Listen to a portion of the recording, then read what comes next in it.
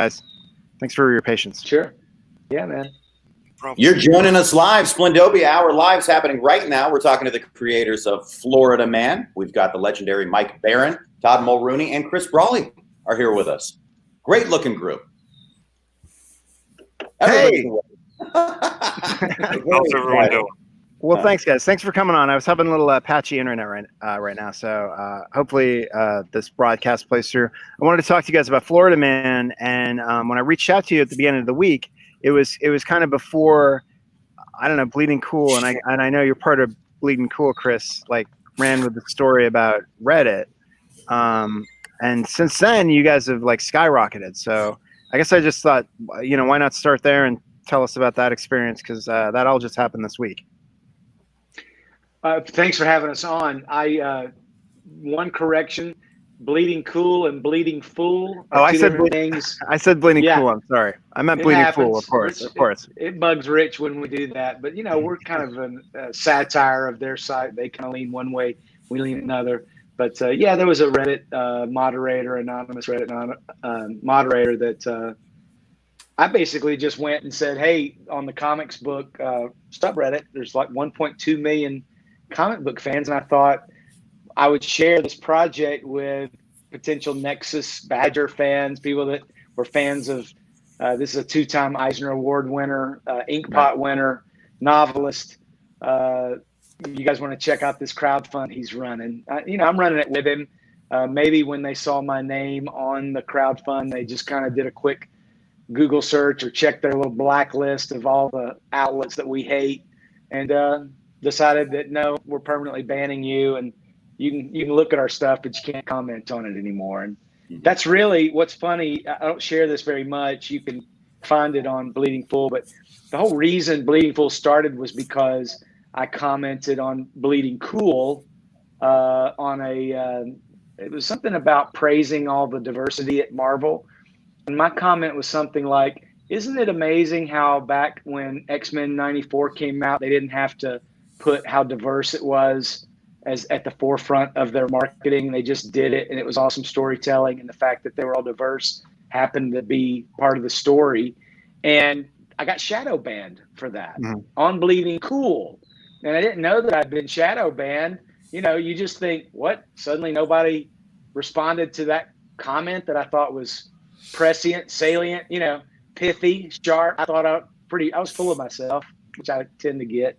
And so I logged out and went back, and I could see that I was indeed shadow banned. And I talked to one of the moderators, and he said, yeah, we don't go for that kind of dialogue. And man, it was as reasonably said as possible. I'm very measured with my takes. And I tried to create another account, but they checked the IP. So I was just blocked and banned. And I said, you know what? If I can't express my opinions about the culture that I love on Bleeding Cool, I'm just going to start my own website, and I'm going to call it Bleeding Fool, and we're going to kind of direct ourselves after the Shakespearean court jester fools, royal fool, where we can talk back to the powers that be without any worry about getting banned or censored or get our heads lopped off. And so we've got about 40 or 50 different contributors that we're not all like-minded. I mean, we've had all kinds of contrary opinions on our website. We're not like one monolith hive mind, but we're very big on freedom of speech, freedom of thought, opinion, dialogue, and so on. And Mike was a fan of the website, at least whatever he read on it. I know he hasn't read the whole thing. And I was a fan of the cover to Florida Man, which Todd did. Todd's an incredible artist. It's an iconic cover. It's probably one of my top 20 favorite comic book covers of all time. And Mike was working with Cautionary Comics. I think that's the name, right, Mike? Cautionary. And they were going to put it out, but Cautionary the wheels fell off of it. So Mike's publisher said, let's do a prose novel. So he was putting out a prose novel, and Mike and I had some very brief dialogue. And I said, this needs to be a comic, man. I thought that was the whole point. And Mike might have been a little salty, said, well, why don't you do it? Kind of like, if why don't you make it happen? And I said, you know what? I'm going to think about this. I think I will. And so we were off and running, and I'm kind of a hype artist, a marketing guy. My business is video production. And so I said, okay, let's do this. And I didn't even know much about Reddit either. I'm friends with Christian Toto, who does Hollywood and Toto, a really great blog that does movie reviews. And he said to me, why don't you post something on Reddit to see if you can get a little traction? And my gosh, it was prophetic because we did get traction, but only after I shared the fact that I got banned with another couple of friends of mine in the media, and then they ran with it. Next thing you know, it was on Heels versus Babyface, Captain Frugal, Clownfish TV. I know a couple of guys in Comicsgate mentioned it. Bounding into Comics ran with it. The Splintering Society, it just took off. It caught some traction. It got a lot of attention on the book, and apparently, a small percentage of those people said, well, we'll back this. And maybe some of it was strictly just to kind of thumb their noses at the censorship, because I didn't say anything worth censoring. I think that the problem with it is that it was just, we don't like your type around here because you've supported something, or you voted a way we don't like, or you don't like these creators or whatever. I think it's ludicrous, and I'm glad that some attention was brought to it, because Mike deserves better. Mike's a legendary creator. I mean, we've all read Mike's books. Mike is the creme de la creme of comics writers. And for them to use his loose association with me to ban it is ridiculous. Oh, 100%, 100%. Reddit has like a long history of doing that to kind of stifle debate and conversation about it. Anton doesn't really know this, but like in the beginning of this, I misspoke and I said Bleeding Fool. Of course I meant, or Bleeding Cool. Of course I meant Bleeding Fool. Bleeding Cool, for years fomented this reputation of one-sided kind of like anti-fan like hit pieces. And that's what brought me into Comicsgate in part, was like hit pieces that they were doing on the G.I. Joe fans, and Bleeding Fool, this alternative that popped up, was kind of a breath of fresh air, where it was like, at least another point of view on the controversy. Gave other people all we're offering. But listen, you guys didn't come to talk about Bleeding Fool. Let's get Mike where this came from Mike for sure. And I'm going to try to pop up this your screen so you can see the campaign over here. So it'll let me do it. Okay. Hey, and one more thing before we talk to Mike. Mike is in demand. He's not on demand. We've only got him for about 15 or 20 minutes. This guy's got to be places. So I know shut up for a while. I know Anton has probably some questions for him. I'll be happy to come back later, guys, when I have more time. I'm just scrolling through Mike's Wikipedia page, and it's he's the real deal, man. Yeah, it's it's impressive. You've been in the biz for ages. I'm a dinosaur. Yeah. But you've got some great stuff. Atari Force. That sounds like that was an interesting one. It was. Back in '85. Yeah, I'm sure. I know I read that book. It looks like a Cyborg USA, Rob. Atari Force. So is this the cover? This is the cover that we're talking about before. Yeah. Florida Man riding the Todd's gator. A genius. Todd's a genius. I love it.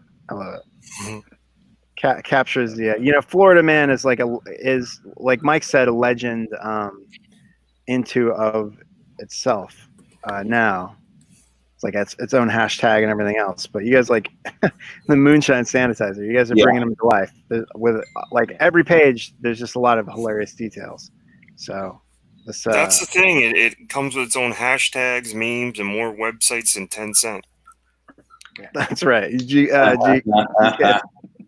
Catch the attorney at law. Well, Mike, where'd you get the idea? Yeah. Where did I get the idea? Every time I went online, there was another Florida Man story. Mm-hmm. It's like coming at me day after day. And finally, it just hit me. Well, I got to tell a story about this guy. But rather than tackle every different story, I distilled him into one iconic figure who would stand in for everybody. Well, not everybody. I mean, we left out a lot of horrible, salacious stories, although there is some risque material in the book. But in many ways, Gary is the most admirable character in the story. He's just got a hair-triggered temper. He makes bad decisions. He's always looking to make a buck. And he takes on some sketchy assignments sounds like that end. Sounds like your average Florida guy, I guess. Yeah. I've met that guy in other states. Yeah, he lives in a trailer down by the swamp. He's a roofer by trade. His best friend Floyd's an exterminator.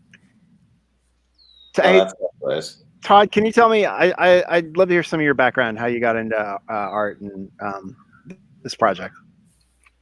I've been doing comics since going back to my teens. I started bringing my portfolio to conventions, and I was lucky to, that I had a clean cut look, and I'd go to these conventions in tracksuits, and I would be able to go behind the lines and get a lot of mentoring from really big people, and that's kind of where it started. And I got to the point where I got some work, and my work never saw the light of day. A lot of these companies, upstart companies like London Night Studios and Full Moon, which was attached to the Full Moon production company, they just went by the wayside before my stuff came out. So I got very unlucky and discouraged. I went a different direction. I stayed creative in the sense of the jobs I had, still satiated that side of the brain. And then here we are years later, and I start to work with Paul Kupperberg from DC. After DC moved from New York, a lot of guys said, okay, we'll take our retirement now because we don't want to move our families. So they started to create this thing with Charlatan Comics that they wanted to bring back some of these old properties, and it's really a homage over there to Steve Ditko's work and stuff. So I worked on a character called Blank. Not long after that, Mike hits me up. What do you think of this? And I do some character sketches, and off we're out to the races, and eventually we get to this cover. Mm-hmm. Yeah, it's great. I mean, and the success you guys have had with the crowdfunding, you guys mentioned it before we talked about it. I do think there's a tendency for people to like jump on and support when there's a controversy, or just to show support, to show that people have your back, and people like absolutely have your back. But then also, like, I just popped up this comment, Florida Man looks very well done, definitely on the radar. It looks like it's going to be a blast. So it's like, I guarantee you, your head is going to explode. There's stuff in this book we can't describe.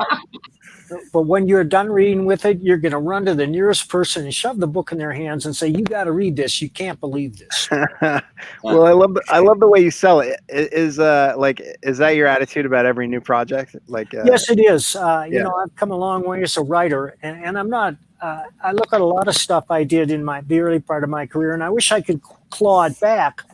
But about 10 years ago, I hit something. I'd always tried to write novels, but I couldn't do it. It took me 30 years to learn how to write a novel because I'm a slow learner. But when I got it, I got it. And my attitude towards writing changed completely. I now outline. But the most important thing is I won't let anything out with my name on it unless it's a slam dunk out of the park. Mm-hmm. Well, you worked for like the majors, I guess, for a while. What Atari Force, I'm sure, was like a job, just like a gig that they like put you on, right? Well, yes, but everything I write has got to be entertaining. That's the first rule of the writer, is your job is to entertain. And I had fun with that book, and it was great working with Edward Barreto.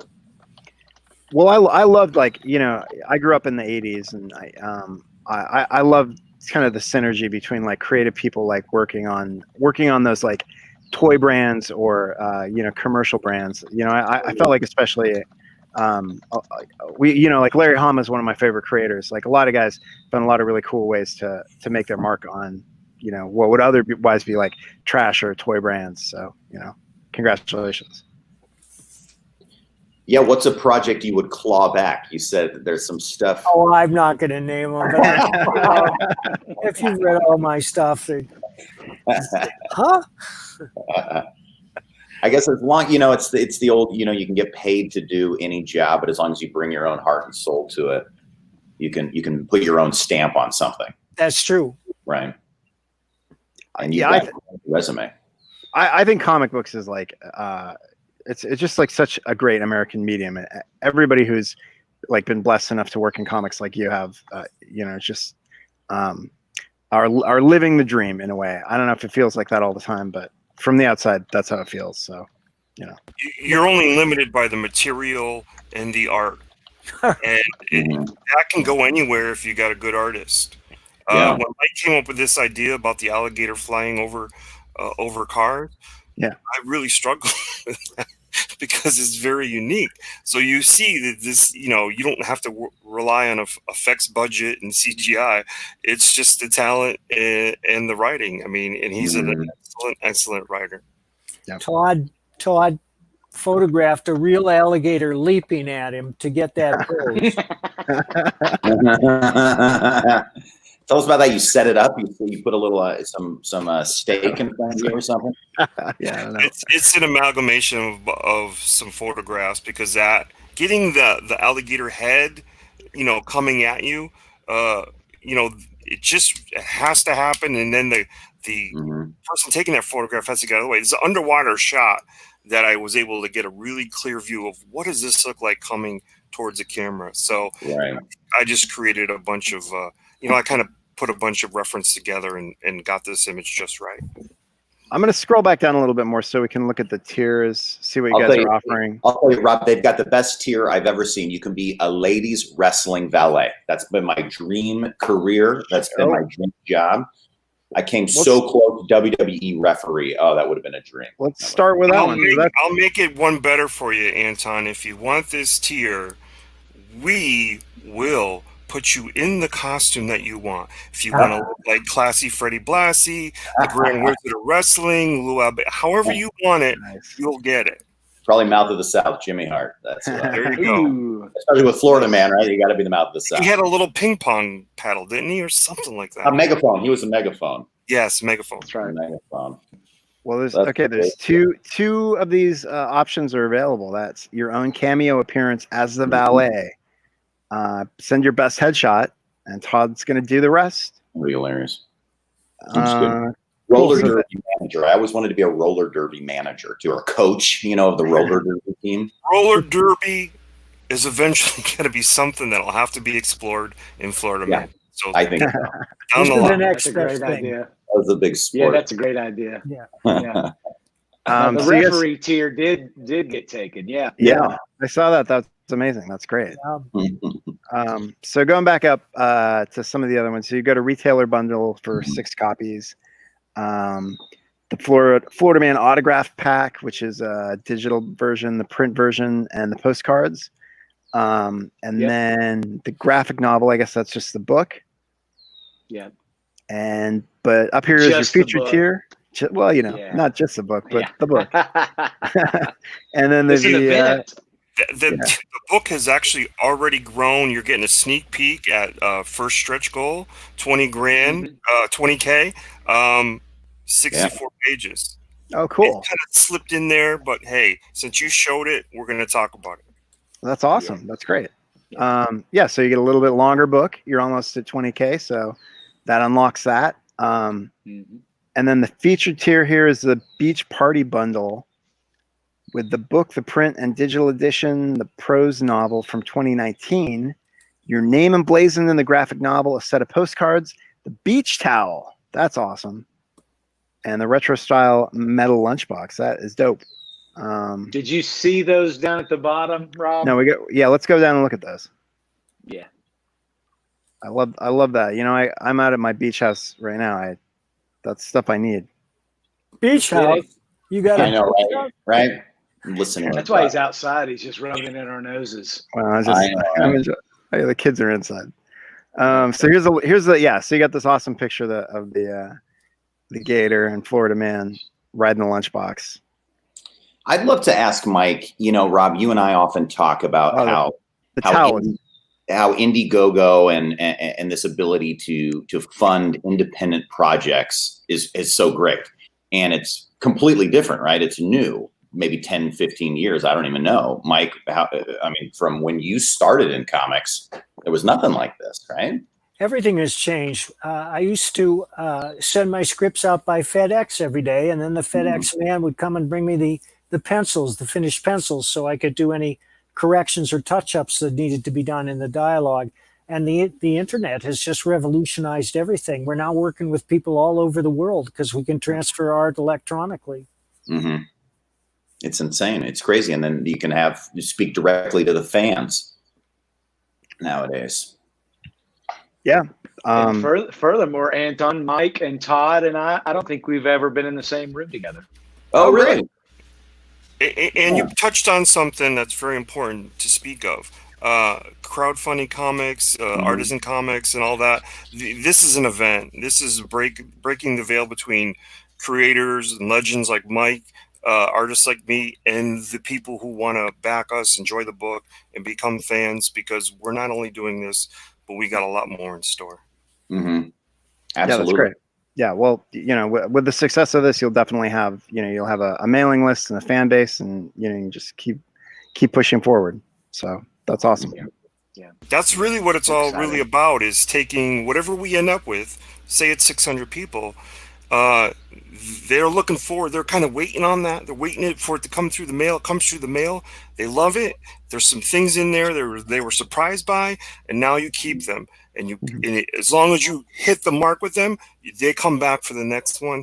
And wherever we go, they go. And it grows exponentially. You're creating a community, a smaller community amongst this bigger comics community, indie revolution. But that's what it's really about, is that number. That's the most important number on the whole campaign, is the backers. Sure. Mm-hmm. Yep. Yeah, building a fan base. And I mean, you give them a great product, you give them an interesting book, you give them a book like Mike said, it's going to blow their freaking mind. Yep. They'll be back for the sequel, Gator Girl, or who knows. Yeah. Florida Gal. Yeah. There we go. Well, speaking of Florida Gal, there's the postcard, or the towel print. Yeah. Actually, the postcard's a little bit modified from that, but it's hard not to want that towel. Yeah. The towel's great. Yeah. I want that towel. Those towels, the problem with the towels is they're not cheap. That's really the struggle. We don't want to throw out something that's going to tear apart in the wash. Obviously, we want it to last. So when we started pricing these things out, man, they ain't cheap, man. It's unfortunate, because we'd love to give all this stuff away. But it's a fun, it's Florida Man. People think beach.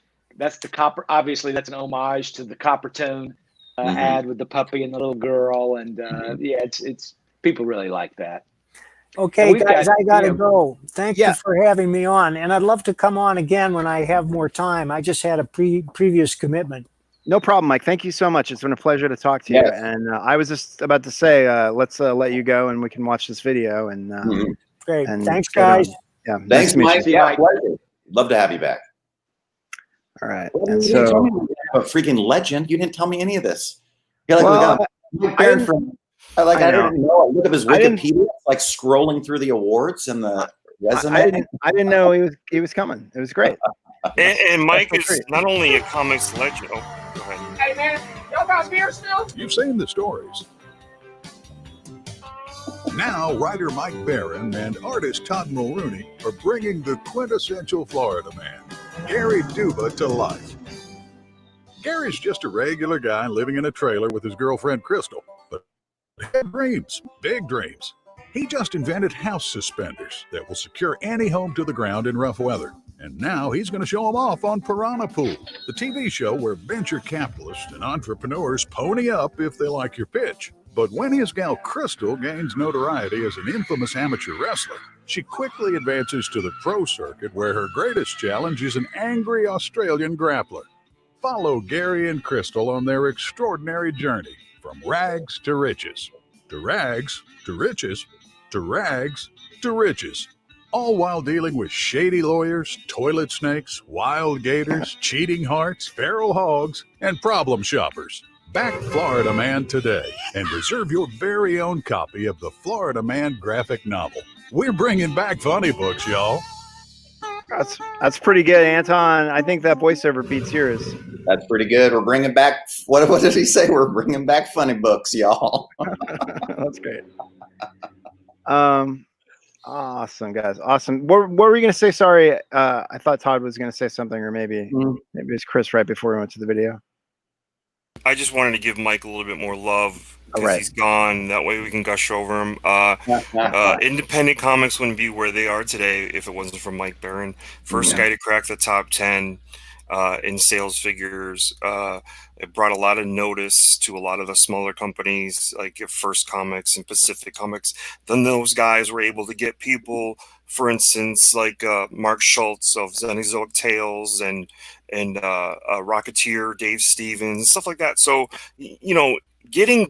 cracking that top 10, cracking that barrier in hitting those sales figures alongside the X-Men, Teen Titans, and Thor was very pivotal to where we are today. I know a lot of people give the Turtles and stuff like that a lot of credit, but you got to go back before that to see that independent comics were put on the map. And we owe a lot to Mike Baron. Whatever time he has left with his career, he deserves to go out his way and on his terms. He writes more today than he did before. He's a prolific, legendary writer. And what can we do for Mike? Let's you know what? He deserves this. Yeah, man. Totally. Well said. What do you think's the best? Just keep working with him, keep pumping out beautiful art, Todd, and back this book. That's the idea. I mean, look, we're being well received.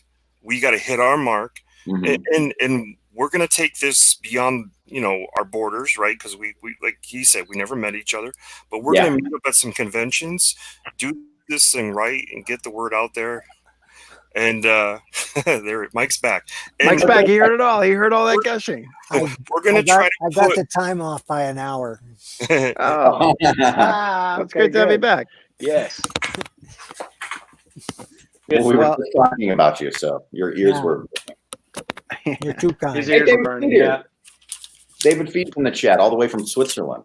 Oh yeah, David awesome. Feed is another guest that we had, and his book is also. I think he was getting funded, Rob. He was just about fully funded. Oh, this is when we lose Rob mid-show. This is what usually happens. Oh no! Right when we Rob's frozen. Right when we get everybody back. Oh. Todd, was this your first project? No, this is my first project, but I'm not. I don't have a ton of production out there and things that have been published. But no, this is. I was part of Graveyard Shift 2.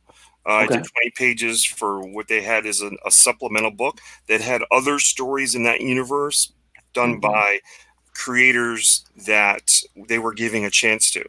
So they considered us, say, we were amateurs and we were being lifted up by their property. Okay. That's great. You've been drawing for your whole life? Absolutely. Yeah. Yep. This is Todd's latest work right here. Oh, wow. What is that, Graveyard Shift? Yeah, I'm in there in the supplemental issue. Yeah.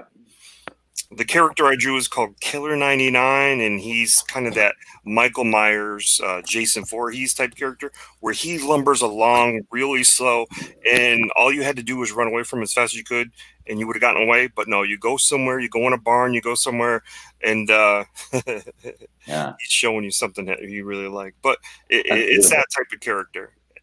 Oh, that's great. Yeah.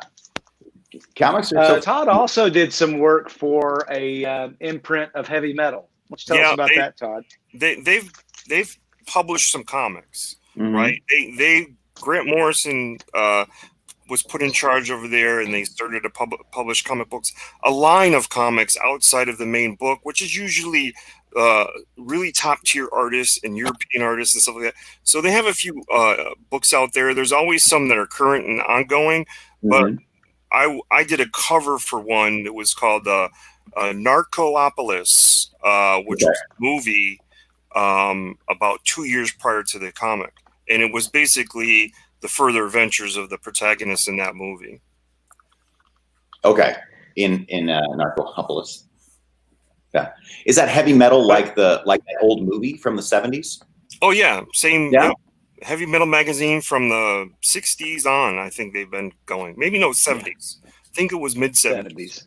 Yeah. Wow. I'm so unhip when it comes to comic books. That's what Rob is teaching me as we go along. But I used to. That's why you need to get Florida Man. That's why you've got to back Florida Man, so we can baptize you in the funniest comic book of all time. Listen, I say funny, but it's not a children's book. No, so don't. 13 years, maybe 15. Yeah, maybe even 15. For kids. I don't think my nephew's ready. He still reads Richie Rich. I loved Richie Rich as a kid. Everybody did. Everybody did. Right? That kid's allowance was $100,000 a week. Oh, man. That's ridiculous. I was like, the whole life lesson was you could just do anything if you have enough money. Miserable that we teach that to kids. Now, listen, Todd, Anton, I know you don't know this, but Yeah. Florida Man was actually a prose novel before we Oh, made yeah? the graphic novel. But there's already a sequel coming out. So It's out. when I asked Mike, yeah, right. When I asked Mike if we're going to be able to do a second volume and a third volume, Mike, what do you tell me about Florida Man stories? There is no end to them. Yeah.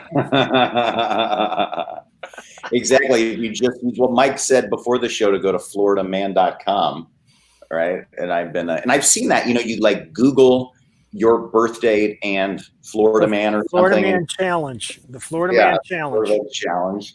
I've seen that one. Speaking of birthdays, happy birthday, Mike, on Wednesday. Oh, thank you. Yeah. Wow. I'm going to be 50. Yeah, that's what I thought. That's what Yeah, that's He doesn't great. look a day over 60. You're too kind. Do any of you guys live in Florida? No, but I've been there many times. I don't. I did. You did? live there. I went to college in Florida. That's where I spent my college years. Oh, okay. I ran from Florida. Right? It's a freaking swamp. It's a swamp. $100 fan from Florida, but it's a freaking swamp. I can't handle it. The girls just ate me alive. He was chased out by feral hogs. Yeah. Feral Way chicks. more than I could more like handle. Yeah, they were way more than I could handle. What were you on the Gulf side or the ocean side? West Palm Beach. My dad lived in West Palm. Oh, okay. No, I I've lived got in family in Wellington Florida. and You have family in Florida, Chris? My wife's family lives down there. Her mom and one of her Okay. brothers and one of her sisters too. Yeah, on the Gulf. We went to Key West once, and it was like the movies, right? When you turn on the lights, and the very first thing you see is this cockroach on the wall scramble off to the side. Please refer to them as palmetto bugs. Yeah. Yep. It's not that big. It's not that big. Yeah, down south they call those big giant cockroaches palmetto bugs. Palmetto bugs. It just sounds fancier. Exactly. So guys, I'm not so sure. I don't know if we kept streaming or not. So I think maybe we should cut it off because I think we froze up. And no, my fault. So you did freeze up. The stream. Thanks for coming on. And oh no, he Rob, can't hear we're us. fine. Rob, shut up. Rob, everything kept going. Just keep going. Yeah, we're all good. Going. All right. Yeah. I kept an eye out. This reminds me of my road trips. We're just kind of flying by the seat of our pants. I love it. Right. I love it. I'll see you. Well, that's very much how we operate things here. Yeah. Mm-hmm. Well, everything's a game time decision. Exactly. It's called. What do they call that when the quarterback makes a change? What is that called? Yeah, it calls the audible, right? Audible. That's it. We do it audible. We do an audible. That's right. But we were talking, Rob, while you were gone. We were just chatting with Mike about some of his past stuff and Todd and his work. So, Kristen, what do you do here? We got the writer and the artist. What do you do? I just sit back and count the money. That's all I got to do. Just see how many books we've sold. That's it. No, basically, I'm just trying to be sort of the press, marketing. Mm-hmm. I designed the campaign. Mike's got an awesome wife who did a previous campaign for him on Kickstarter for his last prose novel. Any Nexus fans out there, go look for it. But I wanted to go Indiegogo, and Mike had reached out to me just because I had shown some belief in this project. So I put together the campaign. I've done a lot of the marketing. We hold weekly meetings on Zoom just to kind of talk strategy and where we're at. Todd shows us the work that he's got that week. That's how we recruited a colorist, letterer, worked on budget, things like that. So I guess Todd refers to me mostly as project manager. And that's what I typically do in my real job. I own a video production company. So I take things from script to screen. And as a matter of fact, that's animated trailer I put together for the guys. So little things like that. Florida Man. Have you seen the trailer? The one we Yeah, watched. they played it. Yeah, we just played it. Yeah, when you dumped out. As soon as you left, we started doing all the other fun stuff. All the Mike. fun stuff. Yeah. Yeah. That's when I bet those feet behind you, Mike, are your wife's, maybe. Yes, that's true. Yeah. All right, well, Lovely Anton, let's. lady. That's my dog, Freddie. Oh, there's Freddie too. Uh-oh. Hey. So do you want to talk us out? We'll just we'll close out the show, I guess, Anton, and say thanks to our guests. Is George Gatsis coming? No. I don't know. I don't know if he is. I didn't get a message back from him. If he wants to, we'll come back and do another show. Oh, look at that. Hi, Mrs. Barron. They're saying hi to you, baby. A couple dogs. That's great. George is super funny. He's written a few pieces over at Bleeding Fools, so check that out. Oh, George Gatsis. Yeah, Yeah. If you guys will just wait for me for a minute, I'll pop up his screen because there was a couple campaigns I wanted to show, maybe just before we left. So that's Joe's. George can sign up for his. We can talk. We can get opinions on all these other projects while the people aren't here. Yeah, obviously you have to be polite. But. Yeah. Oh, okay. Do we have to? There you go. So, don't have what fun is that? Right? Yeah, I like. Yeah, that's George's hero. Yeah. Yeah, George has got to get a cartoon out of this. Yeah. So that's one. Another one. This one just our friend Elasmat just went up with his book. Oh, we love Elasmat. Elasmat also writes for Bleeding Fool. Really? Wow, you guys are Street stealing champion. all my material. Yeah, we love Elasmat. Elasmatfilms. He's very clever.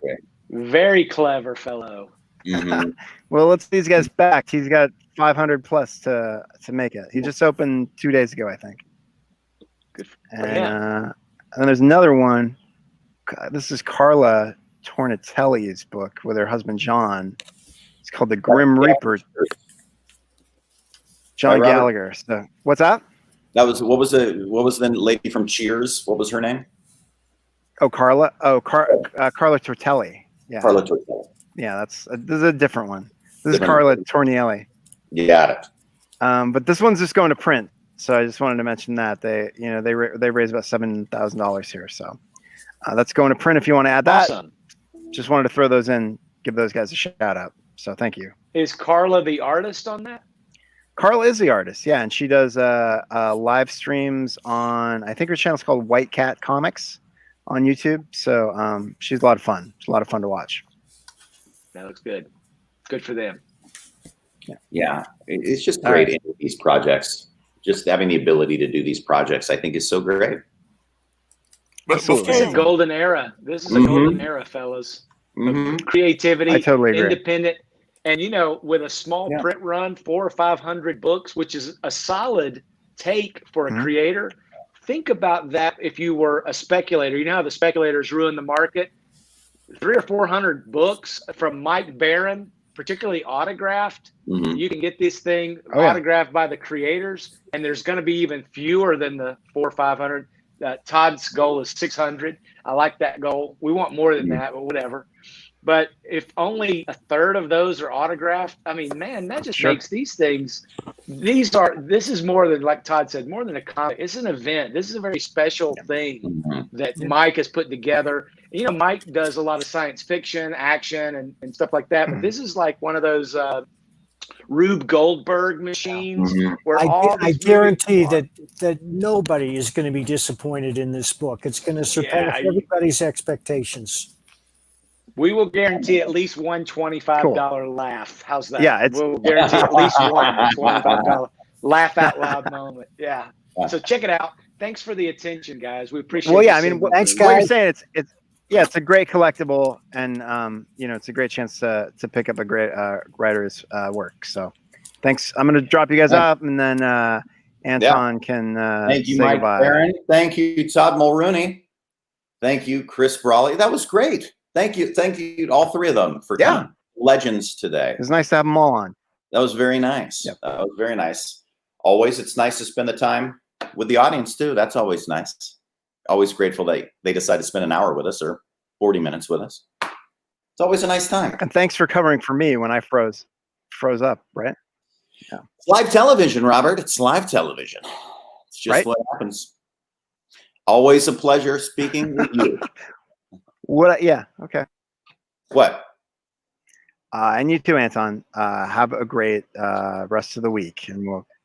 I mean, for you, Rob, right? I'll speak right to the audience. Oh, Gatsis is here. Should we bring Gatsis in? Back out. Hey, well, you thought we were done. This ain't there. This is an hour-long show.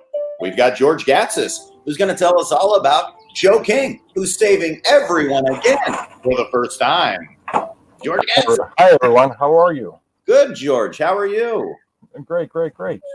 I waited back. Good to have you, man. Thank you for inviting me. Thank you very much. I was waiting back. I was watching the stream. It was all jumping around and you losing connection. I'm going like, oh my gosh, if I add one more person to the stream, it'd probably crash. Yeah, we were a little. I think maybe we had too many people on our connection, but it worked out sort of. Everybody else looked fine, but you, Rob. Yeah, no, I know. That's fine with me. What? Enough of that. Well, George Gatsis. I put down your screen, but let me bring it back up so we can play your video. And why don't you talk about your campaign with Anton for a moment? Okay. The comic book is a satire, parody, lots of humor about sci-fi, making fun of Star Trek, Star Wars, Doctor Who, Hitchhiker's Guide to the Galaxy, whole lot of Chuck Jones gags, visual gags and stuff like that. It's 120. It's 120 pages. Wow. There's figurines. There's ship to make your own, and lots of trading cards. 45 trading cards. Wow. Yeah, we were looking at the trading cards. They're gorgeous. I mean, they're pretty. Yeah, not just one. 45 trading cards. Wow. It's amazing. Plus original. I'm gonna pop up the screen so we can see something. Yeah, I like the spaceship, George. You can clearly tell, kind of the take on it right there. Take on the Enterprise a little. Yep. Oh, guys, go to georgepetergatsis.com. You'll see a much more splendid visuals. Okay. georgepetergatsis.com, Rob. Yeah. Head there. And while you're doing that, I'll get a couple of images on my end to share with you guys. Pulling up georgegatsis.com. Here we go. Pulling up the web. Music, nice. Website happening.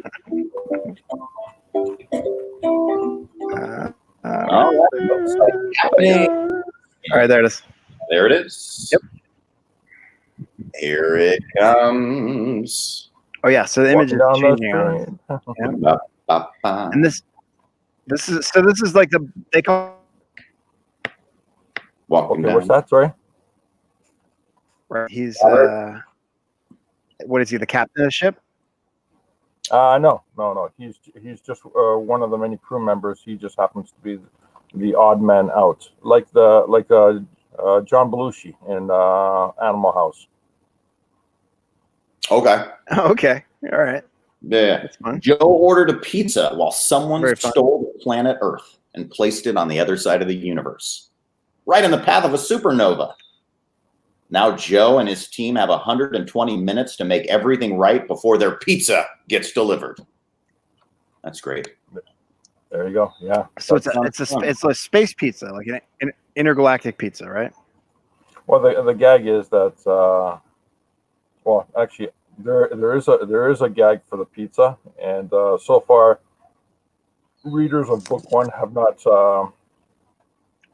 figured it out yet. So I'm kind of keeping mum about it, and so I'm continuing the pizza in space gag until somebody gets it.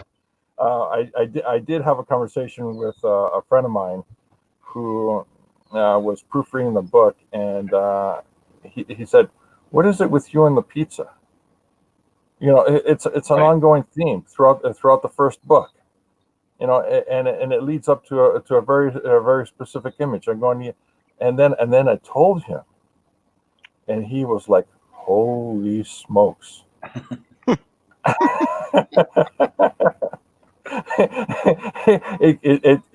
It changed his perspective in the book. Oh, by the way, the books themselves, book one, Joe King Star Trek guy. versus the world's greatest average hero. There's 5 different narratives in the book. There's the standard narrative that you would read, panel to panel, page to page. The second narrative is that there's a non-linear character in the story. So you have to jump to page 106 and follow her path throughout the book as you're jumping back and forth from pages to pages. DeLorean. And that's within the 120 pages, the non-linear character, there's an extra 20 pages of story. But you can only decipher it if you actually follow it from her point of view. Otherwise, she's just a background character. That's wild. That's an interesting. Yeah. Sorry. This campaign is it for book 2? Can you also go back and get book 1 through the campaign, or what's the plan? Right. This is the images that you scroll here. A lot of them are book 2 and book 1. But if you scroll up a little, and you see my icons at the top of the page, there's an icon that you see that has Joe's face on. That's the go in there, and you can actually see what book 1 looks like, and a whole lot of images inside it. Give it a moment for it to reload. Oh, there you go. Yeah. Yep. You can buy this book. So I literally duplicated the crowdfunding. That's how it got delivered, right there, in a binder package. This is all the art. There's all the characters that appear in the story. Photographs of what the book looks like. Cool. George, you do all the art. You do the art too. You're the artist. All of it. All of it, and write everything, lettering, and all that. Coloring. Everything. Oh, wow. That's great. Yeah. So this is clearly not your first project. No, I've been doing this for 30 years. This is great. That's awesome. Yeah, it's cool. 20. And go ahead. The other narrative is that as you're reading the book, there's space between the panels, and in the space between the panels, I actually have additional narrative, additional dialogue that people read. It's almost like a Hitchhiker's Guide to the Galaxy experience, where the book is reading something to you. Well, I got notes, and those notes pertain directly to the story on the page, or they're actually additional gags that complete the joke on the page. Right. You have to read the little on the margin to understand the joke. It's like a different kind of narrative experience. Literally, you're experiencing a third different narrative experience from the book. A fourth narrative experience is that there's a visual narrative experience where certain panels actually have direct contact or direct consequences with each other on the same page or across pages in the entire book. So that's another narrative. Once you start to decipher or understand that there's a visual narrative between panels that are not even beside each other, you're going to go, oh, wait a minute. And then once you start deciphering that, this book's literally a puzzle of different narratives. Wow, that seems amazing, like very intriguing, unlike a lot of other things, right, that we've seen. There's the effort to produce not only one book but even a panel in this is like the effort to produce a cover or something so intricate that you have to go back to it multiple times. You can't just do it in one pass or two passes. Is this the most complex project you've ever worked on? Yes, it is, because the way I've designed this 120-page book, it's not your standard comic book. It takes. I've taken cues from Asterix and Asterix the Gaul, Tintin, stuff of the vintage years, like Will Eisner, Alex Raymond, and it's not. The book is not your standard 4 to 5 panels on a page. I have as many as 15 to 17 panels on a page, And of course, I have splash pages. But if you actually take the entire book and you rearrange it like a standard comic book, 4 to 5 pounds on the page, you come about 400 to 500 pages on this. Wow. And the book and itself is 120. Yep. Yeah, I packed it in as much as I can. And the interesting thing is that while it's dense with story and visuals, the whole experience reads. Well, it takes a long time to read it. Yeah, it really does take a long time. And some people who actually got the book in their hands, they said, I've come back to it several times over a period of months. Right, and you just pick it up and find something new, read one of the different narratives, or find a different pathway through than the first time you went through. Exactly. Right. Exactly. I'm impressed with you. You're a 30-year veteran, right? You're at a point where you could just be like taking the easy way. There's probably a rote formula, right? You could have done 5 panels a page, but you're doing the most complex book you've done in your entire career at this point. That's great. That's outstanding. Well, it was fun. It was lots of fun. Yeah, got to keep challenging It's yourself. totally an exercise in imagination and reinventing the form. Yeah. And I'm sharing a screen if you'd like to try and have a look at it.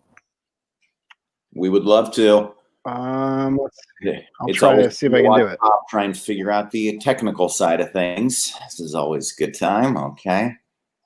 Oh, that's this one, yeah? It worked. I love it. I love the ship is the Lady Star. Love it. Yes, the ship and the figurines. There's Joe King. That's great. The ship's about 18 to 20 inches big. Wow, it will come in pieces, magnetically connecting pieces. The figurines are 4 inches tall, and they're posable. And this is just some of the rewards that are included in the campaign. Yeah. Those are very collectible, very cool. Right? Yeah, the ship is cool. How much you got to spend to get the ship? Well, that's just it. Not much right now. I haven't nailed down the price because I'm actually looking for custom plastics that have a nice silver or gold finish to them. Cool. But they also have a little pattern or stippling. Some sort of dust or grain in the plastic, so it just has an additional awesomeness to it. So when I produce them myself, I use 3D printing, high quality 3D printing. So they're retail ready, and the beauty behind this is that I don't have to spend tens of thousands or hundreds of thousands of dollars to create the molds. Yeah, and get it to market. I just designed it on the computer, and one sale equals immediate profit. And you make them yourself? You have the 3D printer, George? Yes, I do. I have a bunch of 3D printers. 3D printers are awesome. That's so insane. I mean, it's just like we're talking about, Rob. It's the same theme, right? I mean, the Indiegogo, the ability to get people together to do these kind of independent comic book projects, and now you have the ability to make your own action figures. Well, I've been doing this for a while. This is not just the one. Let me give you an actual direct link in the private chat, and you can share it off to everybody. But this I've been doing this. Here's one that's been going for a while. Okay. It has a direct connection to my stories, and it's something I've had in the market for quite a while. And this is exactly what you're talking about. You can do your own stuff. Yes, absolutely. And get ready to be. It's so great, Rob. Can you pull that up? GeorgePeterGatsis.com/angel. /angel and dot yeah, I did. I think I tried to post. I tried to post the link out there. Okay. I'm not sure. I mean, can you go to the page and share the screen or no? Yeah, sure. Okay. Oh yeah. Yeah, I can do that. Can we look at it? Well, maybe. Maybe. Exactly. One This is fun. Rob, when you call your parents on FaceTime, do they teach you how to turn off the camera, how to turn off the phone, or do you know? I don't call my parents. Oh yeah. All right. So there we go. Let me. I love where you take that, Rob. It's not that you don't have the technological know-how. It's just, I don't call my parents. You have wonderful. Is this the right one? No, that's the wrong one. That's No, yeah, they're great. My mom is currently a political candidate. You know. Oh, she's running. She's running again. Yeah, she's running again. That's outstanding. Good luck, Mrs. This is what we're going for right here. Yeah. I got it. Wow. So should I scroll down? Yeah. That is fantastic. Very cool. That's just an inch shy of 2 feet. How posable are these? Are they posable These are figurines. Okay. Non-posable. So George, you're in Canada? Yeah. Yes. Yeah. I would have guessed by the accent, but then I saw delivery from Canada Post, so Yeah. I figured. There you go. Just a little hint there. So these Very cool. these are delivered in pieces, and people buy them and paint them up the way they want them. Oh, that's so fun! Yeah, I just really like that. I just think that's great.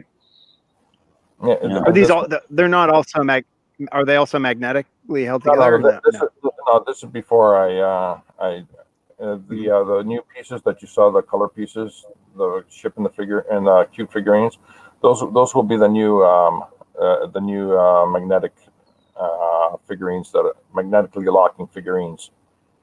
Yeah, okay. But I wanted to do something fun and try to remove the glue aspect, gluing things together out of the equation, and the only fun way I can figure out is actually if someone just magnetically puts the whole thing together. In fact, the actual little cute figurines, since they're going to be magnetically connecting with each other, you can actually change their heads to different bodies, change their arms to different bodies.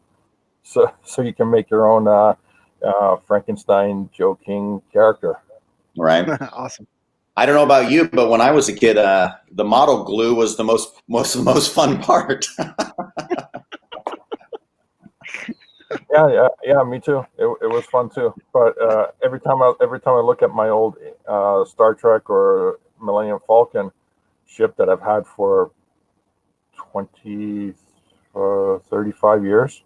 So when the movie came out, I went out and bought the model kit for the Enterprise A and also the Millennium Falcon.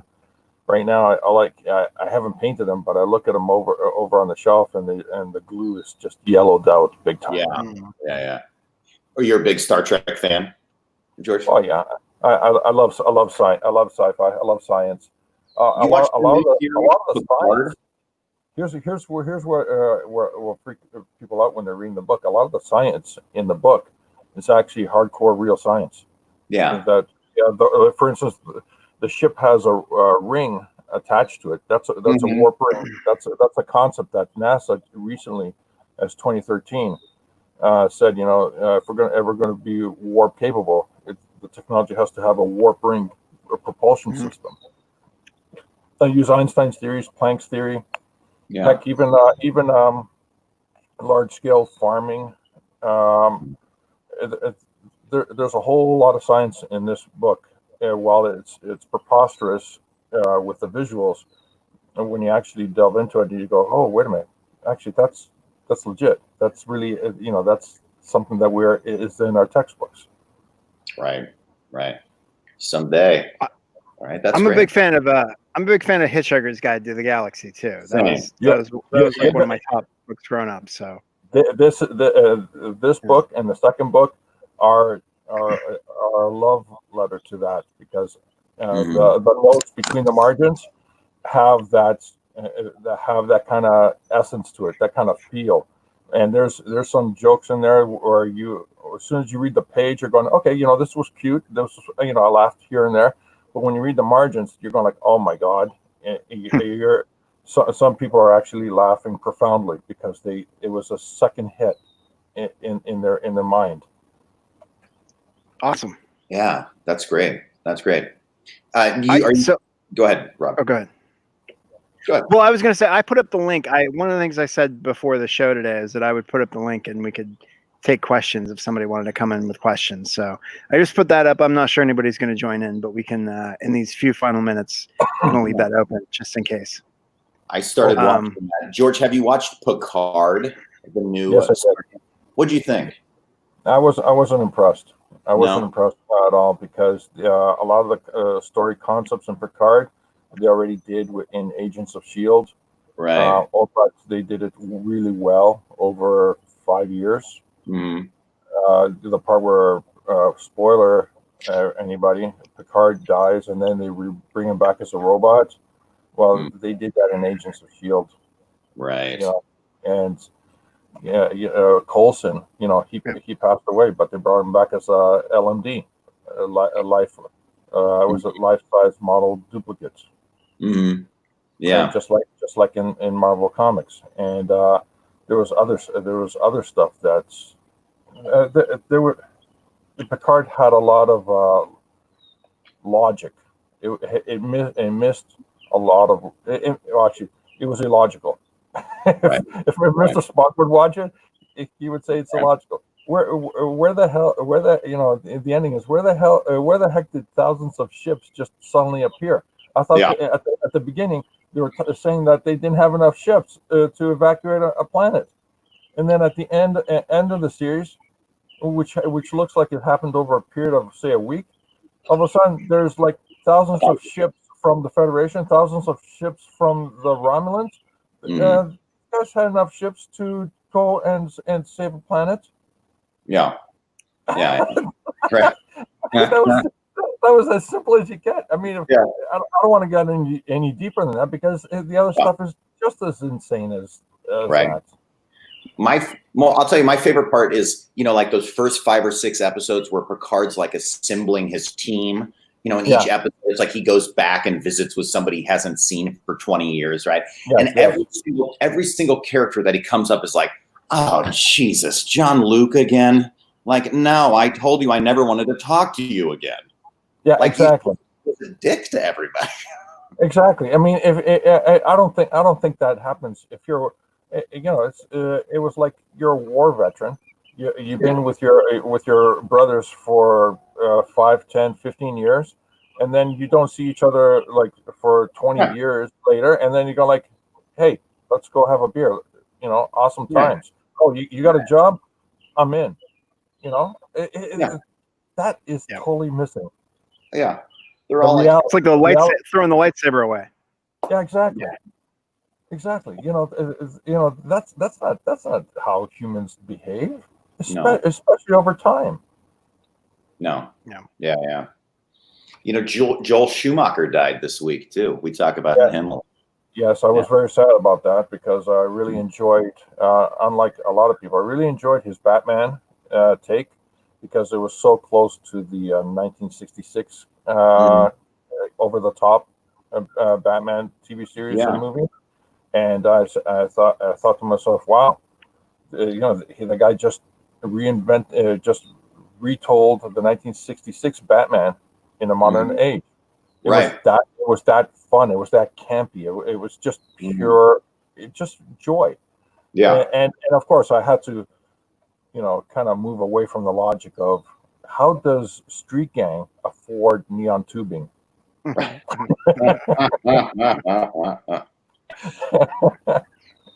You sound like a pretty logical guy. Well, it was the first thing that caught my attention. You put a gang together. You got to get a couple of glass blowers. Exactly.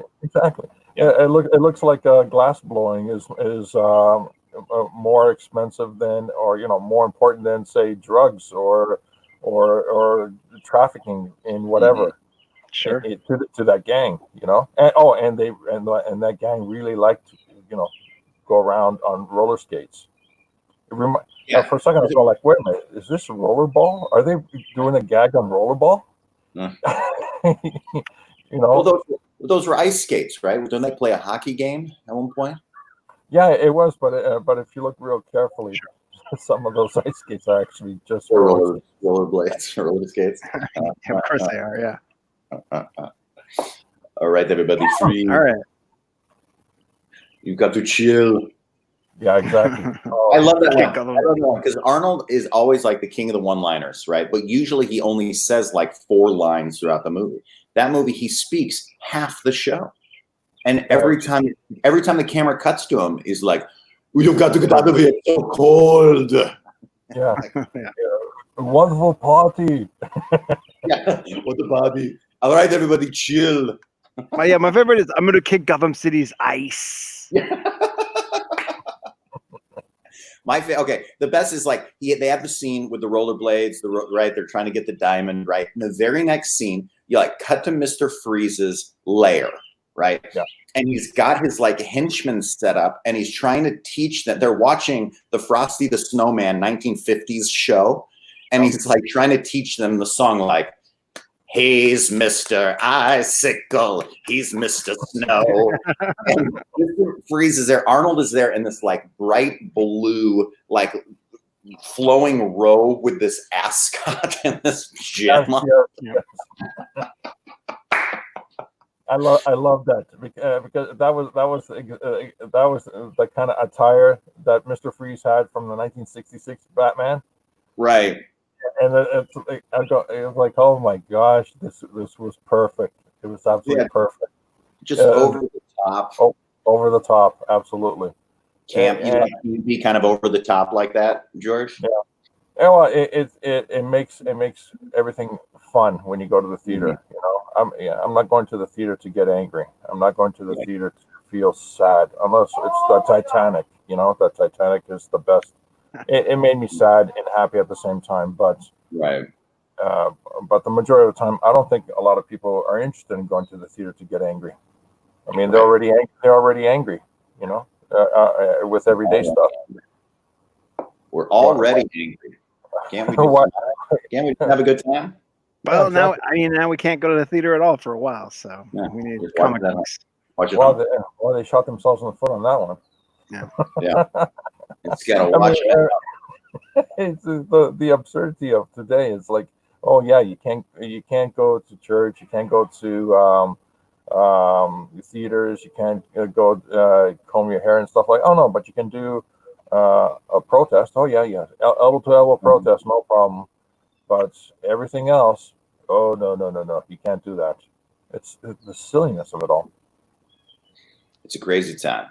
It is. Oh, and we got comic books, so we still got some good stuff out there. You know, the thing that I saw as really silly is people walking around by themselves as they're walking down the street by themselves, and they're still wearing the mask. Right. That kind of blew me away. I mean, you only wear the mask. Technically speaking, you only wear the mask just to prevent spittle or water vapor coming from you to somebody else. But if you're on the street all by yourself, you're not going to affect anybody. You know, take the mask off, breathe in the fresh air. Right, Rob. I've been trying to get you to wear a mask for years. All the spittle you're always shooting out of me. Yeah, every show I spittle all over the screen. He's got on his head. No, well, George, thanks for coming on. Sorry we got to you a little bit late, but I think we had a good talk about your book. You're not sure when you're launching though, right? Oh no, September. In September, Rob. Rob froze. He froze a little. Oh, we're doing the all right. So the Naked Gun. We're doing the Naked Gun freeze at the end of the show. You do love camp, George. Love the Naked Guns. Let's do the Leslie Nielsen freeze as the stream ends. I'm gonna drop that and let Anton close it for this time. So All try right. to do this before Thanks, now. George. Thanks for joining us, George. Rob Casey, thank you. What's sad? Thank you. I mean, it was so much fun having George on. I'm glad George came out. It was fun.